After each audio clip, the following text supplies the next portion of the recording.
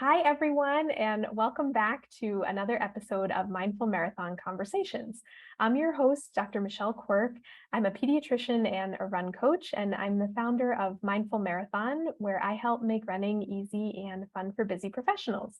And today I have a very special guest with me. I have my friend and colleague in medicine, Dr. Sherita Gaskins-Tillett. She is a board-certified OBGYN and the founder of Level Up Lady Doc, where she helps women physicians rediscover their bliss and reclaim control over their lives. So Dr. Sherita, welcome to the show. I'm very happy to have you. Thank you so much, Dr. Michelle. I'm happy to be here. I'm excited to talk to you and to your audience today. Yeah, me too. So tell us a little bit about yourself and what you do, and then we'll kind of get into it. Okay. So as you read in my bio, I am an OBGYN by training. I actually transitioned to a non-clinical position about 3 years ago. So I've been mostly non-clinical for the last 3 years. I do still do an occasional shift in the on labor and delivery or occasional office stint, but in general, I'm non-clinical at this point. I remember that. What made you decide to go non-clinical? Well, it's been kind of a long journey. I've actually given myself the name the Pivot Queen um, because I've pivoted a number of times in my career. So I started off as a full spectrum OBGYN. So, doing office as well as surgeries, as well as labor and delivery. And that was going along fine until 2012 when I got married, had a baby, and moved all in a year's time. And Mhm. so it really, I had this life that I'd carved out as a single OBGYN, but the demands of my personal life changed significantly. But I was still maintaining that same schedule. And Mhm. that became problematic. And so what I found is that I was just running on autopilot. I was going from thing to thing to thing to thing, and not really even enjoying my life. I realized I was only seeing my baby about 2 hours a day, and I was an older mom. And Yeah. so, I'd waited a long time for this little one, and I wasn't even getting to see her. Other people were seeing her first and things like that, and I was not. And I'd like to say, be able to tell you that I had this epiphany that I needed to make a change, and I did, but that's not how it happened. Um, so the way it actually happened is we had some issues in our practice, and Mhm. it became obvious that I needed to make a change at that point. And in a way, it was pretty heartbreaking because I had this idea that I was going to be with that practice until I retired. Mhm. It's just the idea I had coming out of medical school. We kind of followed our script. You go to medical school, you do residency, you take this job and you stay there and you retire and the end of the story. And Yeah. that was kind of what I thought it was going to be.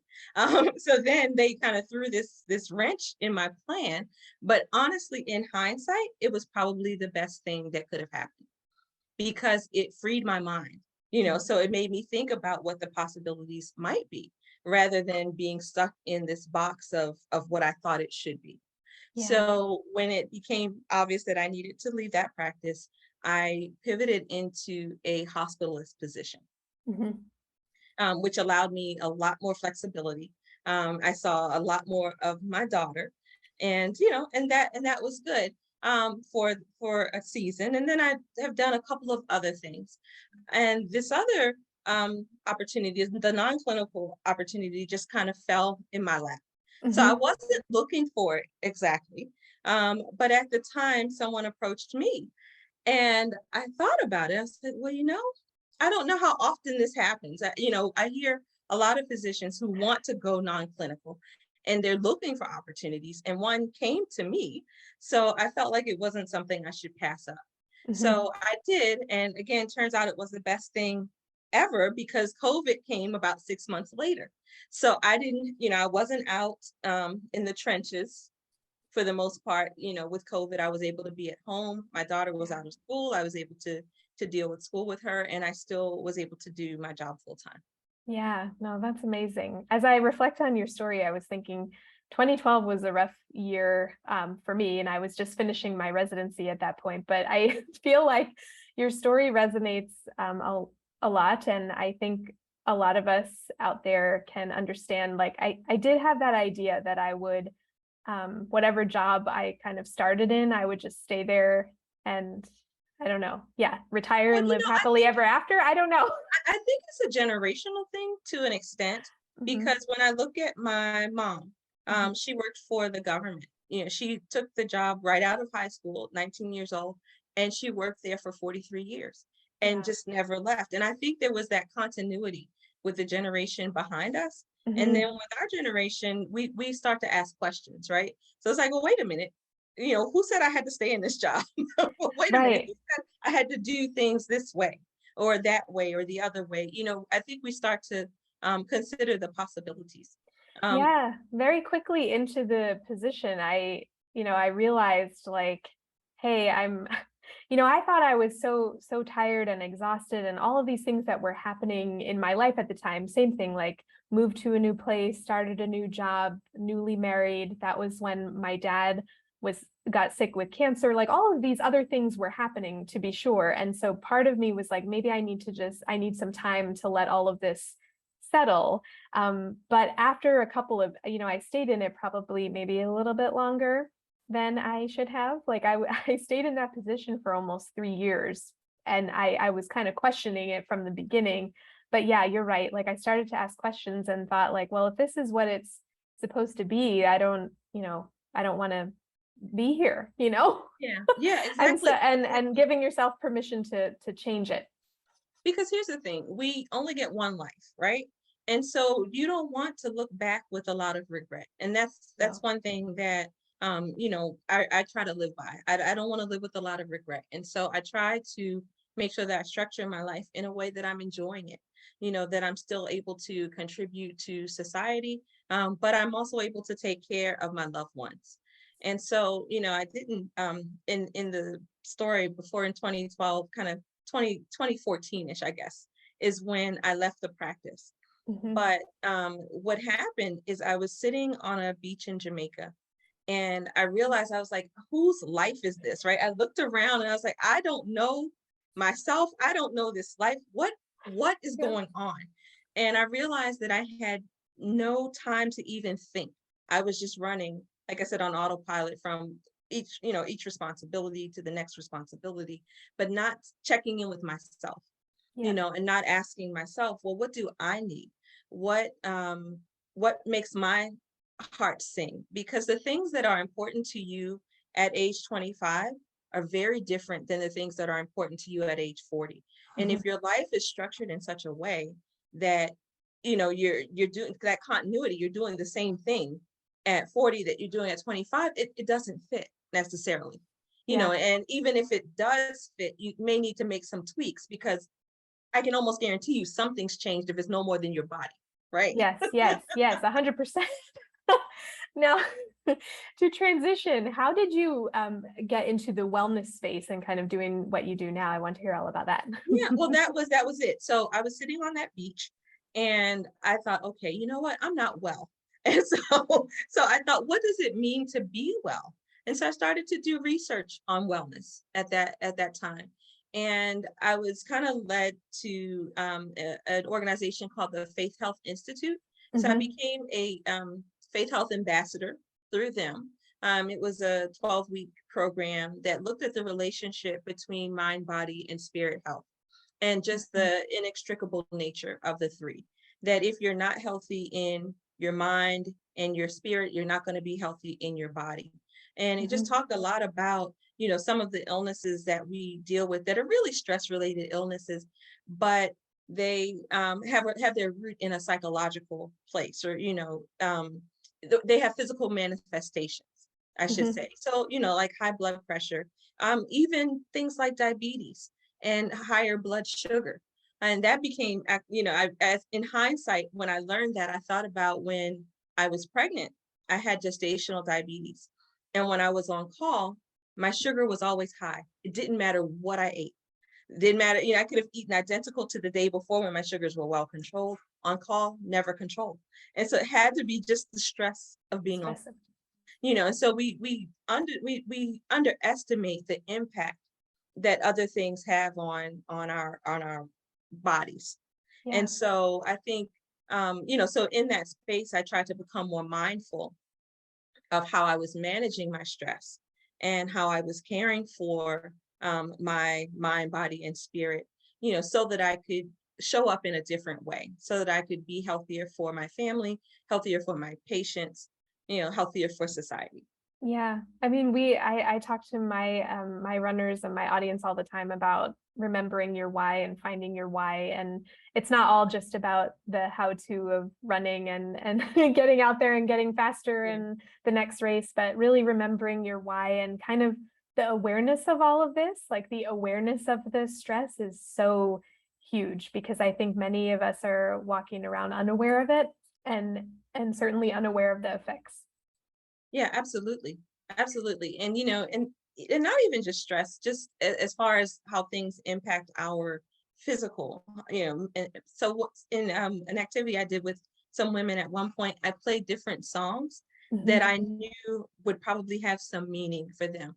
And I asked them to write down what their emotions were or how they were feeling when they listened to those songs. And so it just tells you, it helps to inform you of how closely related your mind is to your body, to the Yeah. things that you feel physically. Yeah. Now I know you have a retreat coming up in the spring. Tell us a little bit about that and then I think you're going to be taking us through some of these exercises that you do with your clients. Yeah, I will. And so the retreat is called A Weekend for Me. It's in Cambridge, Maryland, March 24th through March 26th of next year. So all the details are available at www.aweekendforme.com. But basically, that vision is born out of that time on the beach. That I realized that a lot of times we don't take time to check in with ourselves to see where we are and what's going on with us. And so it's an opportunity for women physicians. It is exclusively for women physicians, but an opportunity for people to kind of step off the hamster wheel of their lives, be somewhere pretty and plush where you can be taken care of and actually just think about, examine where you are. So, I mean, there's a systematic process that will take you through over the weekend. But, it involves looking at your life right now, figuring out what the balance is, because a lot of times we're unbalanced and we know we want things to be different, but we don't even know where to begin. Yeah. And so there are tools that are available that we can look at and say, okay, well, I probably should focus on my finances first because that's the most out of kilter, or my fitness or whatever. And then from there to look at your priorities, how you spend your time. Right now, I think before we go there, I'll have the participants do a time inventory just to see where your time goes. And then look at what your priorities are, what your stated priorities are, and balance that against how you spend your time. Because a lot of our unrest and our feeling overwhelmed and fatigued comes from the fact that we are living lives that are out of kilter with our priorities. We want to be doing something else, but we have these other things that we have to do. Think about it. There's times, at least I know for me, there's times when I feel so tired, like I couldn't do another thing.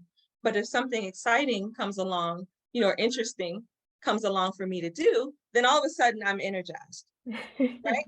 So it's not it's not so much that there was this physical fatigue as there is the monotony of it or the obligation of it, and instead of the joy Yeah. and anticipation. For myself, I've been working a lot on procrastination with certain tasks and things. And even, I mean, I admit this, that even the run coach some days would like to sleep in and not get up and go for the long run or whatever it is, depending on the weather. The Yeah, I weather mean, has a lot to do with it. oh yeah, tell me about it. It's been raining down here. I'm in Maryland. It's been raining for 4 days. Today's the first bright day. I know the And sun yeah, I see the finally. sun on your shoulder, right? It's the first Yes. time you've seen the sun in a week. So, Yes. so I certainly can relate to that. I haven't been, I'm a walker. I'm not a runner, I'm a walker. And I usually walk a couple of miles most mornings.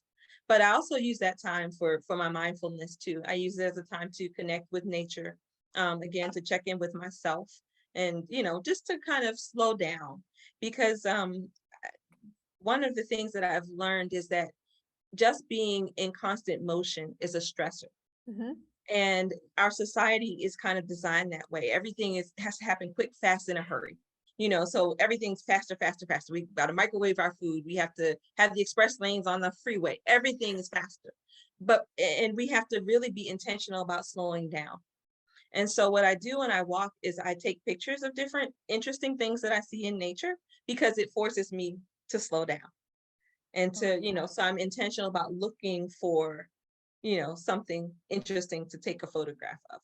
Yeah, in my own run journey as I've gone along, I've gotten more, I suppose it is the mindfulness aspect of it, but really balancing the activity versus the rest, and realizing that the rest and recovery is just as important as the training. And so it's been much more deliberate in the last couple of years than it was when I started. But because I think I was on a hamster wheel, maybe a little bit differently, but certainly with my running as well, like with other aspects of life. But with running, it was like, go, go, go, sign up, for the next race, always training for something. And now I work in lots of periods of rest and try to encourage everyone out there to do that as well. Well, I It's think a balance. yeah, I think it's the way that, as physicians, I think it's the way that we train. We were trained to just go, go, go, go, go. We were trained to ignore every bodily function, every human need we may have, right? I mean, at least I know for OBGYN, I can remember a 24-hour call shift that began at 7 a.m.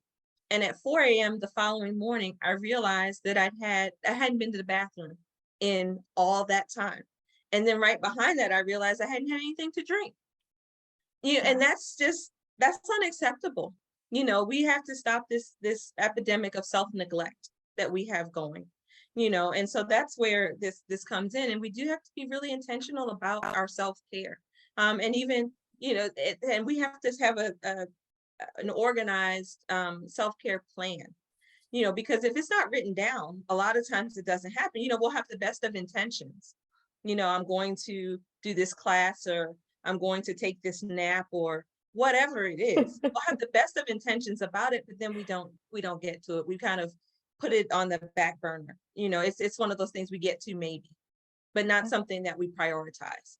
No, 100%. I mean, how much did all of us live on like the graham crackers in the nursing station, right? Right.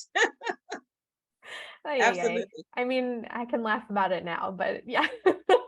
Well, yeah, but it's not, it's a very unhealthy way. That's sustainable. A very unhealthy way right. It's not sustainable. And, it leads to burnout, among other things. Yeah, no, for sure. Well, in the meantime, so between now and your retreat, where can we find you? Where can people find you and connect with you? Yeah, well, I have a Facebook group for women physicians, Level Up Lady Doc. So you can find me there if you're a woman physician. Otherwise, Sherita Gaskins-Tillett on Facebook, Level Up Lady Doc on Instagram, Level Up Lady Doc on YouTube, and Sherita Gaskins-Tillett on LinkedIn. All right. And I'll put the links below the video so everybody can just click over there. It'll be easy. Well, thank you. Thank you so much for joining us and for sharing your knowledge and your journey with us. And thank you for all you're doing. Thank you. Thanks for having me. Oh, my pleasure. And thanks everyone for listening. We'll catch you on the next one. Thank you so much for joining us for this episode. If you liked it, please subscribe and share it with a friend. And if you are a newer runner or a runner who hasn't run in a while and you're looking to get back into the sport, you can find out how to work with me over on my website, which is mindful-marathon.com. See you on the next episode.